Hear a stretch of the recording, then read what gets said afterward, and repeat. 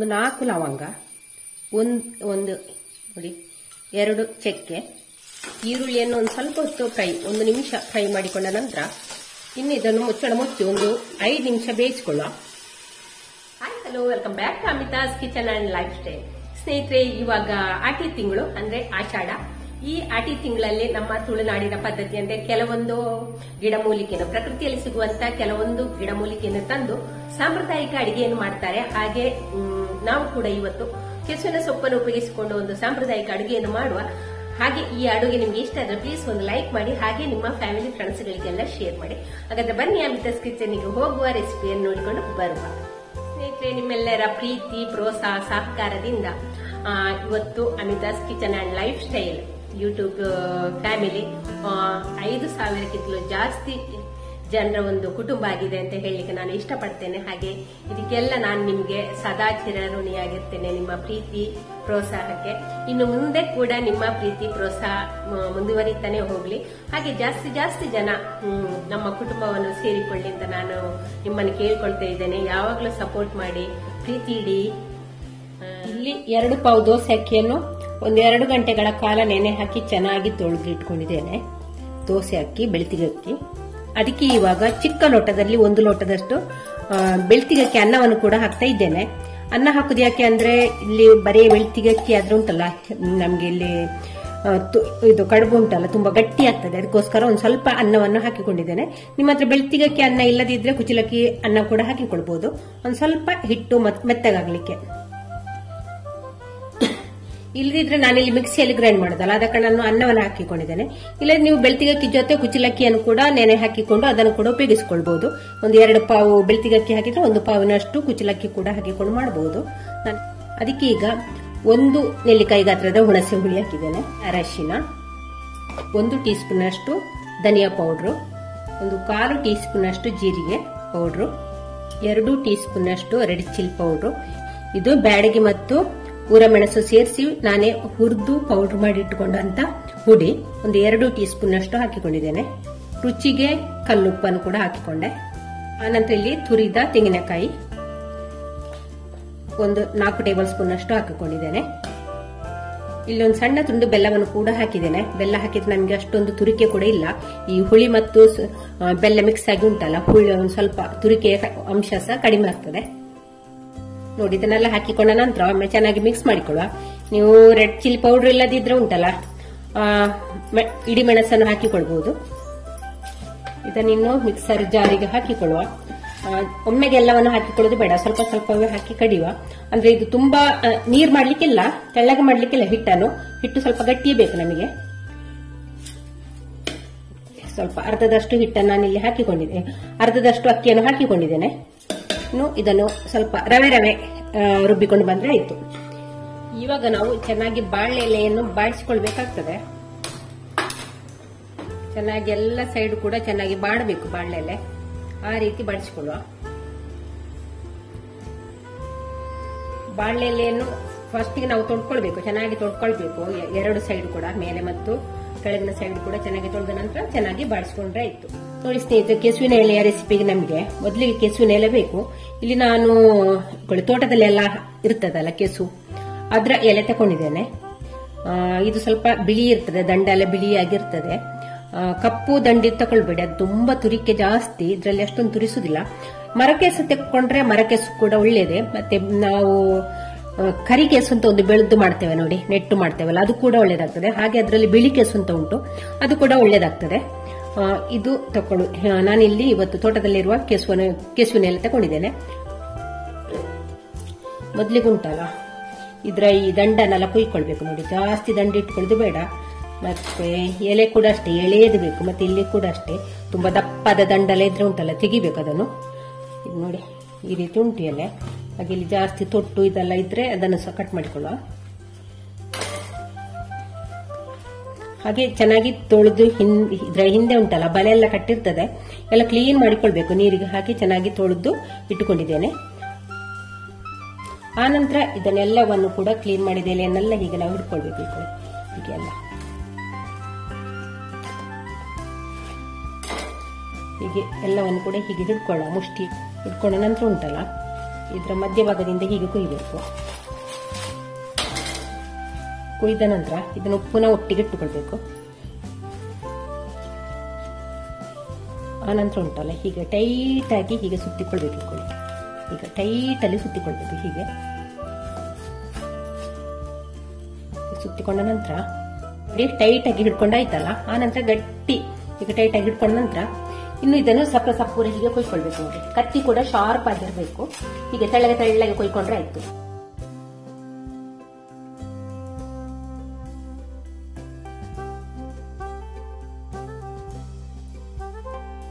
ಇಲ್ಲಿ ನೋಡಿ 2 ಪಾವು ಅಕ್ಕಿಗಾಗುವಷ್ಟು ಎಲೆಯನ್ನು ಕಟ್ ಮಾಡಿ ಇಟ್ಕೊಂಡಿದ್ದೇನೆ. ಕಟ್ಟಾಗಿ ಒಂದ್ ಸ್ವಲ್ಪ ನಿಮ್ಗೆ ತೆಳ್ಳಗೆ ಸಪ್ರ ಕಟ್ ಆಗ್ಲಿಲ್ಲ ಅಂದ್ರೆ ನೀವು ಪುನಃ ಇದನ್ನು ಕಟ್ ಮಾಡಿ ದನ್ನಿಕೊಳ್ಳಿ. ಹೀಗೆ ಕತ್ರಿಯಲ್ಲಿ ಹೀಗೆ ಕಟ್ ಮಾಡಿಕೊಳ್ಬಹುದು. ಇಲ್ಲಿ ನಾನು ಒಂದು 12 ಎಲೆಯನ್ನು ತಗೊಂಡಿದ್ದೇನೆ 2 ಪಾವು ಅಕ್ಕಿಗೆ. ಮತ್ತೆ ಮರಕೆಸು ಎಲೆ ಎಲ್ಲ ಹಾಕಿದ್ರೆ ಜಾಸ್ತಿ ಹಾಕಿಕೊಳ್ಬಹುದು. ಎಲೆ ಜಾಸ್ತಿ ಹಾಕಿದ್ರೆ ಉಂಟಲ್ಲ ಬೆಳ್ತಿ ಅಕ್ಕಿ ಎಲೆ ಮಾಡಿಕೊಳ್ಳಿಕ್ಕೆ ಆಗ್ತದೆ.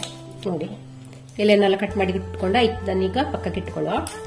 ಅಕ್ಕಿಯನ್ನು ರುಬ್ಬಿಕೊಂಡಾಯ್ತು. ರುಬ್ಬಿಕೊಂಡ ಅಕ್ಕಿಗೀಗ ಕಟ್ ಮಾಡಿ ಇಟ್ಟುಕೊಂಡ ಕೆಸುವಿನ ಸೊಪ್ಪನ್ನು ಹಾಕಿಕೊಳ್ಳುವ.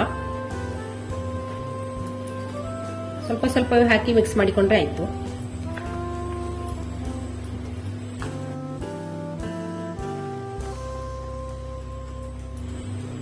ಹಿಟ್ಟನ್ನು ನೋಡಿ ಕಲಸಿಕೊಂಡಾಯ್ತು. ಚೆನ್ನಾಗಿ ಕಲಸಿಕೊಂಡಾಗಿದೆ.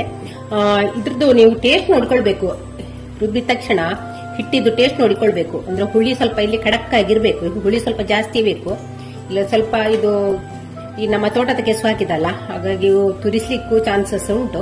ಅದ ಕಾರಣ ಹುಳಿ ಸ್ವಲ್ಪ ಖಡಕ್, ಹುಳಿ ಸ್ವಲ್ಪ ಮುಂದೆ ಬೇಕು. ಉಪ್ಪು ಕೂಡ ಹಾಗೆ ಚೆನ್ನಾಗಿರ್ಬೇಕು. ಆ ರೀತಿ ಮಾಡಿಕೊಂಡ್ರೆ ಆಯ್ತು. ನೋಡಿ, ಈ ರೀತಿ ಮಾಡಿಕೊಂಡಿದ್ದೇನೆ. ಇನ್ನು ನಾವು ಬಾಡಿಸಿಕೊಂಡ ಬಾಳೆ ಎಲೆಗೆ ಇದನ್ನು ಇದರಲ್ಲಿ ಹಾಕಿ ಬೇಯಿಕೊಟ್ರೆ ಆಯ್ತು. ಬಾಡಿಸಿದ ಬಾಳೆಗೆ ನಾವು ಕಲಸಿ ಇಟ್ಟುಕೊಂಡ ಹಿಟ್ಟನ್ನು ಹಾಕಿಕೊಂಡ್ರೆ ಆಯ್ತು. ತುಂಬಾ ದೊಡ್ಡದು ಮಾಡುದು ಬೇಡ, ಹದವಾಗಿ ಮಾಡಿಕೊಂಡ್ರೆ ಸಾಕು. ನಂತರ 2 ಸೈಡ್ ಅನ್ನು ಕೂಡ ಮಡಿಚಿಕೊಂಡ್ರೆ ಆಯ್ತು.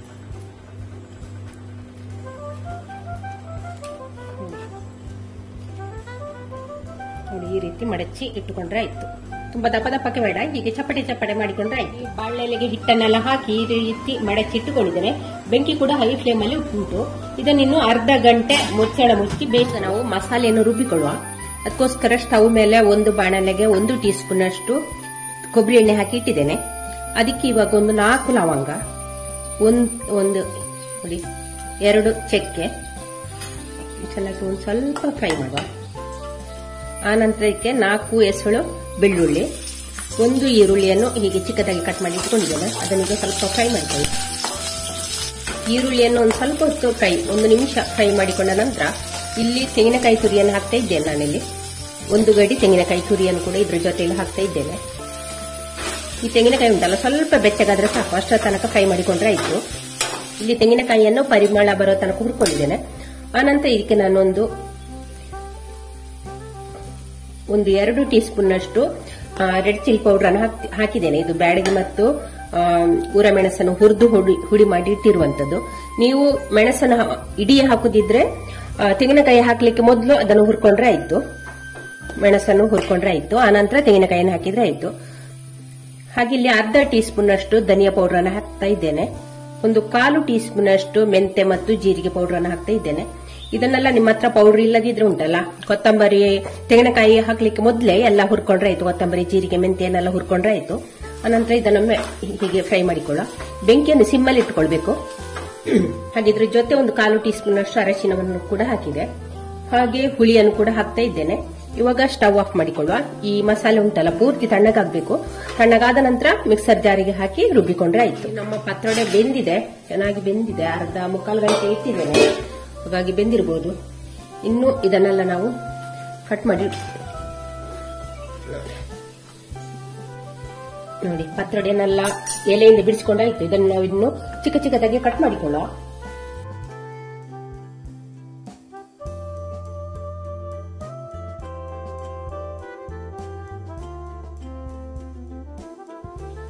ಇಲ್ಲಿ ನೋಡಿ, ಪತ್ರೊಡೆಯನ್ನೆಲ್ಲ ಕಟ್ ಮಾಡಿ 4 kg ಅಷ್ಟು ಚಿಕನ್ ತಗೊಂಡಿದ್ದೇನೆ, ಬೋನ್ಲೆಸ್ ಚಿಕನ್ ಇದು. ಇದನ್ನೆಲ್ಲ ಇನ್ನು ಹೀಗೆ ಚಿಕ್ಕದಾಗಿ ಕಟ್ ಮಾಡಿಕೊಳ್ಳುವ. ಇಲ್ಲಿ ಬಾಣಲಿಗೆ 2 ಟೀ ಸ್ಪೂನ್ ಅಷ್ಟು ಕೊಬ್ಬರಿ ಎಣ್ಣೆಯನ್ನು ಹಾಕಿ ಕಾಯ್ಲಿಕ್ಕೆ ಇಟ್ಟಿದ್ದೇನೆ. ಎಣ್ಣೆ ಕಾಯಿಲಿ. ಇವಾಗ ಅದಕ್ಕೆ ಸಾಸಿವೆಯನ್ನು ಕೂಡ ಹಾಕ್ತಾ ಇದ್ದೇನೆ. ಸಾಸಿವೆ ಚಟಪಟ ಅಂತ ಹೇಳ್ತಾ ಉಂಟು. ಆವಾಗ ಒಂದು ಒಣಮೆಣಸು, ಇವಾಗ ಒಂದು ಒಣಮೆಣಸನ್ನು ಕೂಡ ಹಾಕ್ತಾ ಇದ್ದೇನೆ. ಕಟ್ ಮಾಡಿದ ಒಣಮೆಣಸು ಒಂದು, ಹಾಗೆ ಬೆಳ್ಳುಳ್ಳಿ ಜಜ್ಜಿದ ಒಂದು 3 ಎಸಳು ಬೆಳ್ಳುಳ್ಳಿ. ಸಾಸಿವೆ ಎಲ್ಲ ಸಿಡಿದ ನಂತರ ಒಂದು ಈರುಳ್ಳಿಯನ್ನು ಹೀಗೆ ಚಿಕ್ಕದಾಗಿ ಕಟ್ ಮಾಡಿ ಇಟ್ಟುಕೊಳ್ಳೋದನ್ನು ಹಾಕ್ತಾ ಇದ್ದೇನೆ. ಇದನ್ನು ಇನ್ನು ಕೆಂಪಾಗಿ ಹುರ್ಕೊಳ್ಬೇಕು. ಈರುಳ್ಳಿ ಉಂಟಲ್ಲ ಕೆಂಪಾಗಬೇಕು, ಅಲ್ಲಿ ತನಕ ಹುರ್ಕೊಂಡ್ರೆ ಆಯ್ತು. ಈರುಳ್ಳಿ ಎಲ್ಲ ಕೆಂಪಾಗಾಯ್ತು. ಇಷ್ಟು ಹೊತ್ತಿಗೆ ನಾನು ಇಲ್ಲಿ ಬೋನ್ಲೆಸ್ ಚಿಕನ್ ಅನ್ನು ಈ ರೀತಿ ಚಿಕ್ಕ ಚಿಕ್ಕದಾಗಿ ಕಟ್ ಮಾಡಿ ಇಟ್ಕೊಂಡಿದ್ದೇನೆ. ಇದರಲ್ಲಿ ಒಂದು 1/4 kg ಉಂಟು. ಇದನ್ನು ಇವಾಗ ಈ ಒಗ್ಗರಣೆಗೆ ಹಾಕಿಕೊಳ್ಳುವ. ಇದಕ್ಕೆ ಈಗ 1/4 ಟೀ ಸ್ಪೂನ್ ಅಷ್ಟು ಅರಶಿನ, ರುಚಿಗೆ ಒಂದು ಸ್ವಲ್ಪ ಉಪ್ಪನ್ನು ಕೂಡ ಹಾಕ್ತಾ ಇದ್ದೇನೆ. ಒಮ್ಮೆ ಚೆನ್ನಾಗಿ ಈ ಒಗ್ಗರಣೆಯಲ್ಲಿ ಇದನ್ನು ಹುರ್ಕೊಂಡ್ರೆ ಆಯ್ತು. ಇನ್ನು ಇದನ್ನು ಮುಚ್ಚಳ ಮುಚ್ಚಿ ಒಂದು 5 ನಿಮಿಷ ಬೇಯಿಸಿಕೊಳ್ಳುವ. ಚಿಕನ್ ಬೇಯುವಷ್ಟೊತ್ತಿಗೆ ನಾವಿಲ್ಲಿ ಮಸಾಲೆಯನ್ನು ರೆಡಿ ಮಾಡ್ಕೊಳ್ಳುವ. ಹುರಿದ ಮಸಾಲೆ ಇಲ್ಲಿ ಹುರಿದು ತಣ್ಣಗಾಗಿದೆ. ಇದನ್ನು 5 ನಿಮಿಷ ನಂತರ ನಾನಿಲ್ಲಿ ಮುಚ್ಚಳ ತೆಗಿತಿದ್ದೇನೆ. ನೋಡಿ, ಚಿಕನ್ ನೀರನ್ನು ಪೂರ್ತಿ ಬಿಟ್ಟುಕೊಂಡಿದೆ. ಚೆನ್ನಾಗಿ ಫ್ರೈ ಕೂಡ ಆಗಿದೆ. ಇದರಲ್ಲಿ ಒಗ್ಗರಣೆಯಲ್ಲಿ ಫ್ರೈ ಆಗಿದೆ. ನೋಡಿ, ಇನ್ನೊಂದು ಸ್ವಲ್ಪ ಹೊತ್ತು ಬೇಯಲಿ. ಚಿಕನ್ ಬೆಂದಷ್ಟು ಒಳ್ಳೇದಲ್ಲ, ಹಾಗಾಗಿ ಇನ್ನೊಂದು 5 ನಿಮಿಷ ಹೀಗೆ ಮುಚ್ಚಳ ಮುಚ್ಚಿ ಒಂದು 10 ನಿಮಿಷ ಈ ಎಣ್ಣೆಯಲ್ಲಿ ಫ್ರೈ ಮಾಡಿದ್ದೇನೆ. ಚಿಕನ್ ಕೂಡ ಬೆಂದಿದೆ. ಇವಾಗ ನಾವು ಇದಕ್ಕೆ ರುಬ್ಬಿಟ್ಟ ಮಸಾಲೆಯನ್ನು ಸೇರಿಸಿಕೊಳ್ಳ.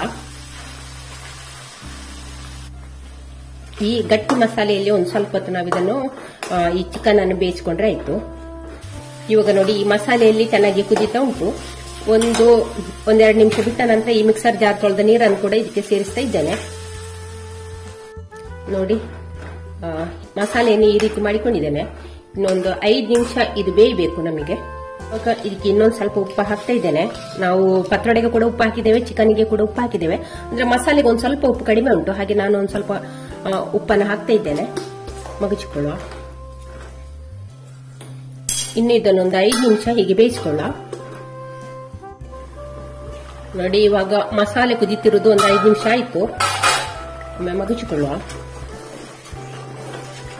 ಇವಾಗ ನಾವು ಕುದೀತಿರುವ ಮಸಾಲೆಗೆ ನಾವು ಕಟ್ ಮಾಡಿ ಇಟ್ಟುಕೊಂಡ ಪತ್ರೊಡೆಯನ್ನು ಹಾಕಿಕೊಳ್ಳ.